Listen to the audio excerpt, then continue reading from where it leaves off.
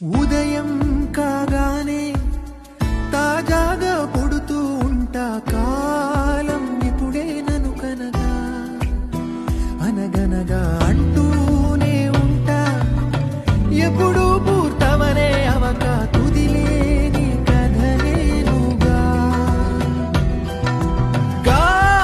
గాలివాటంలాగా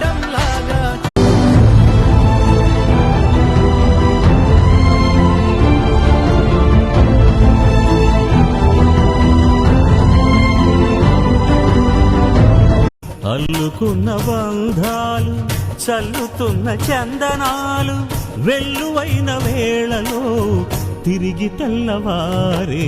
చాంగురే చాంగురే మమత నిన్ను కోరే, చాంగురే చాంగురే చెలిని నిన్ను చేరే.